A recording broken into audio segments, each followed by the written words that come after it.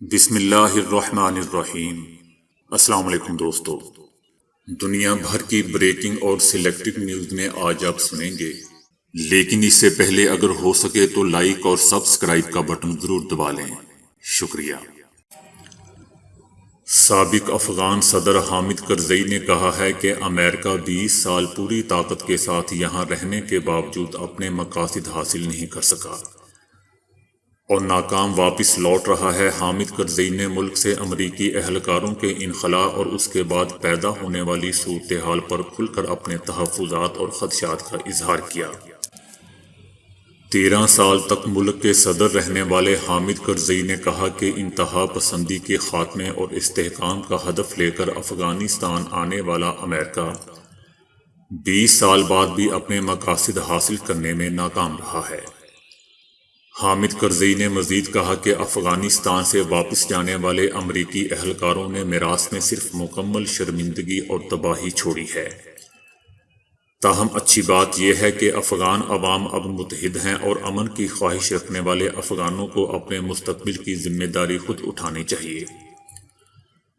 افغان صدر نے کہا کہ افغان عوام امریکی اہلکاروں کی موجودگی کے بغیر ہی بہتر تھے۔ غیر ملکی اہلکاروں کی موجودگی نے ہمیں وہی کچھ دیا ہے جو اس وقت ہمارے پاس ہے،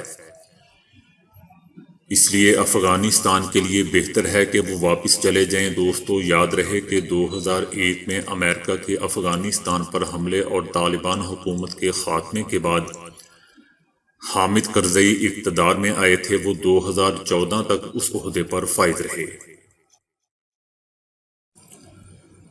امریکی ریپبلکن سینیٹر لنزے گراہم نے کہا ہے کہ افغانستان سے انخلاء میں پاکستان کو نظر انداز کرنا بڑی تباہی ہے۔ گراہم نے ٹوئٹر پر اپنے پیغام میں کہا کہ حیرت ہے کہ امریکی صدر جو بائیڈن نے اب تک وزیر اعظم پاکستان عمران خان سے رابطہ نہیں کیا۔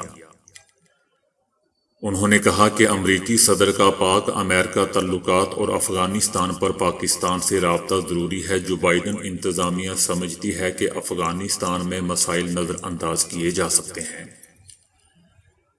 گراہم نے سوال کیا کہ کیسے توقع کر سکتے ہیں کہ پاکستان سے مدد کے بغیر انخلاء مؤثر ثابت ہوگا۔ میرے خیال میں جو بائیڈن انتظامیہ کا تمام فورسز کو افغانستان سے نکالنا اور پاکستان سے رابطے میں نہ رہنا بڑی تباہی ہے، اور یہ تباہی عراق میں کی گئی بڑی غلطی سے بھی بدتر ہے۔ دوستو، یاد رہے کہ گراہم ریپبلکن پارٹی کے اہم رہنما اور سابق صدر ٹرمپ کے قریبی ساتھی تھے۔ افغانستان کی تاجکستان کے ساتھ مرکزی سرحدی گزرگاہ پر طالبان نے قبضہ کر لیا ہے، جبکہ اس کی حفاظت پہ مامور سیکیورٹی فورسز کے اہلکار سرحد پار کر کے فرار ہو گئے ہیں۔ یہ بات عالمی خبر رساں ایجنسی نے بتائی ہے۔ قندوز شہر سے 50 کلومیٹر کے فاصلے پر افغانستان کے شمال میں شیر خان بندر پر قبضہ امریکی اہلکاروں کے انخلاء کے اعلان کے بعد سے طالبان کی سب سے بڑی کامیابی ہے۔ افغان طالبان نے یہ کامیابی اس وقت حاصل کی ہے جب پینٹاگون کے ترجمان جان کربی نے واضح طور پر کہا ہے کہ طالبان کی کارروائیوں اور انہیں حاصل ہونے والے فوائد کے باعث افغانستان سے امریکی اہلکاروں کے انخلاء کی رفتار سست کی جا سکتی ہے۔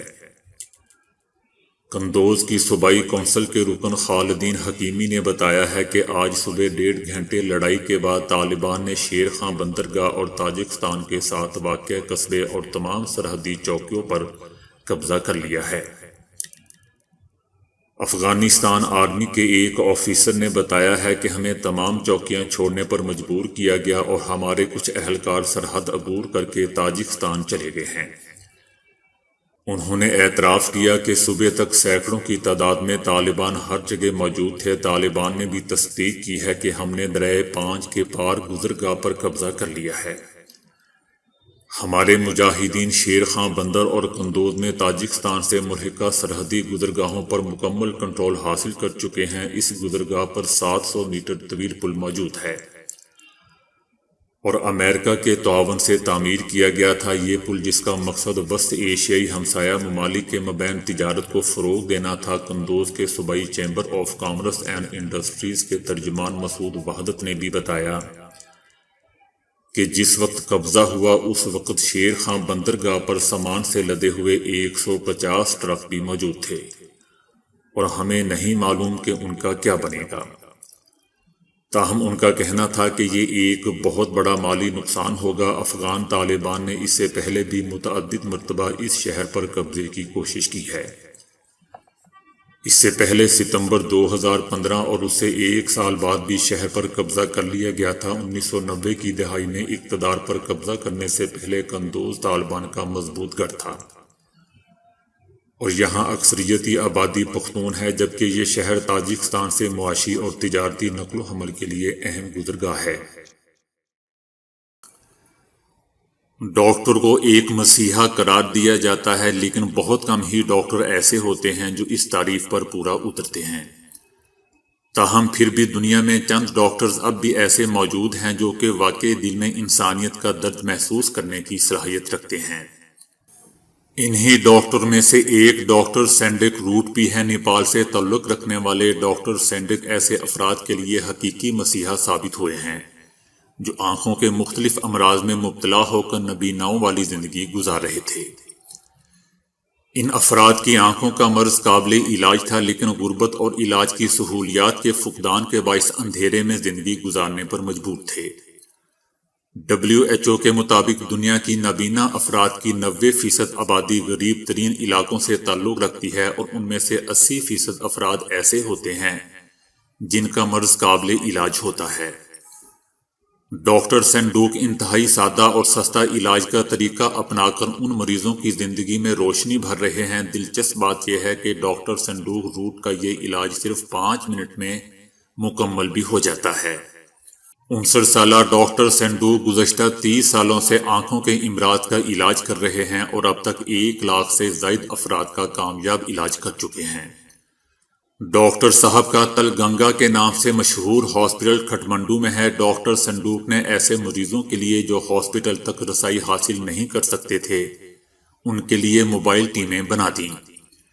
یہ ٹیمیں دور دراز علاقوں میں جا کر مریضوں کا علاج ان کے گھر ہی کرتی ہیں۔ یہ موبائل ٹیمیں صرف نیپال کے ہی نہیں بلکہ پڑوسی ممالک کے بھی دور دراز علاقوں میں جا کر اپنی خدمات سر انجام دے رہی ہیں۔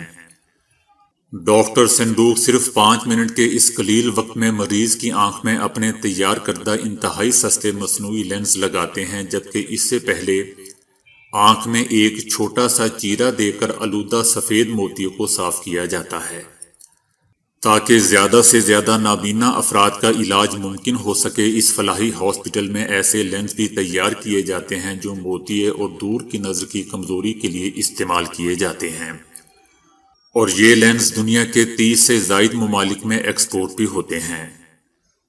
ڈاکٹر صاحب کو مریض گاڈ آف سائٹ کہتے ہیں، تاہم ڈاکٹر صاحب کا ماننا ہے کہ انہیں ابھی اور بھی بہت کچھ کرنا باقی ہے۔ امریکی اخبار لاس اینجلس ٹائمز نے ایک اداریہ شائع کیا ہے جس کا عنوان ہے کہ امریکی رہنما جانتے تھے کہ لڑائی جیتنے کے لیے جاپان پر ایٹم بم گرانا ضروری نہیں، تاہم پھر بھی گرایا گیا۔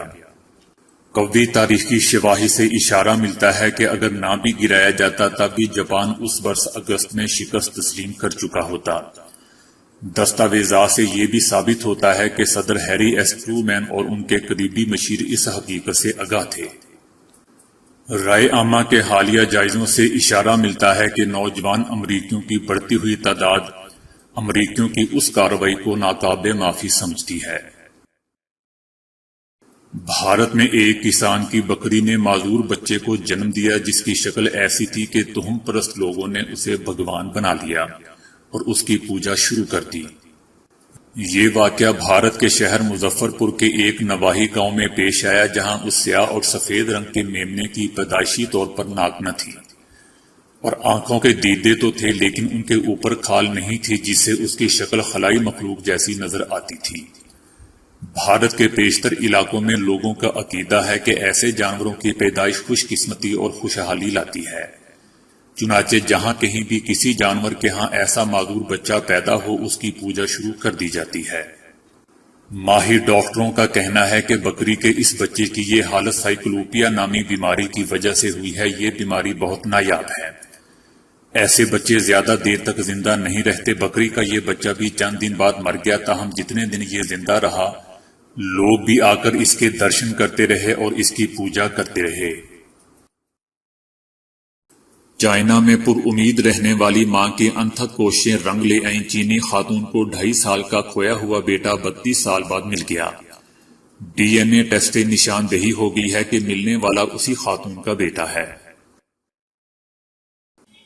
سعودی حکومت نے کسی درخت یا پودے کو کاٹنے والے فرد کو کڑی سزائیں سنانے کا اعلان کیا ہے اور ایسے کسی بھی فرد پر $80 لاکھ یعنی 3 کروڑ سعودی ریال جرمانہ عائد کیا جائے گا۔ اس کو 10 سال تک قید کی سزا بھی سنائی جائے گی یا یہ دونوں سزائیں بیک وقت بھی سنائی جا سکتی ہیں۔ درختوں کی کٹائی، جڑی بوٹیوں یا پودوں کو جڑ سے اکھاڑ پھینکنے، انہیں ان کے تنے، پتوں، شاخوں یا کسی بھی حصے سے محروم کرنے یا ان کی مٹی کی تبدیلی کے ذمہ دار افراد کو ملک کے ماحولیاتی قانون کے تحت کڑی سزائیں سنائی جائیں گی۔ تائیوان میں ایک ایسا حیران کن واقعہ پیش آیا ہے جہاں اپنی من پسند ڈش کا نام سنتے ہی کوما میں گیا شخص اسے باہر آ گیا۔ چوبچ نامی 18 سالہ یہ نوجوان ایک ٹریفک میں شدید زخمی ہو گیا تھا۔ ڈاکٹروں نے اس نوجوان کی طبیعت کو بہتر بنانے کی بھرپور کوشش کی، تاہم وہ اسے کوما میں جانے سے نہیں بچا سکے۔ اس لڑکے کے اہل خانہ اس کی تیمارداری میں ہی لگے ہوئے تھے، لیکن اس کو ہوش میں لانے سے قاصر رہے۔ بڑے بھائی نے بتایا کہ معاملات اس وقت تبدیل ہو گئے جب وہ اپنے بھائی سے ملنے کے لیے ہاسپٹل گیا۔ بڑے بھائی نے کہا کہ میں تمہاری پسندیدہ ڈش چکن فلے کھانے جا رہا ہوں۔ یہ سنتے ہی اس لڑکے کی دھڑکن چل پڑی اور تیز ہو گئی۔ اس کے بعد لڑکے کی طبیعت میں روز بروز بہتری آنے لگی اور اب وہ بالکل ٹھیک ہے۔ تو دوستو آج کے لیے اتنا ہی۔ ویڈیو کو لائک اور شیئر کرنے کا بہت بہت شکریہ۔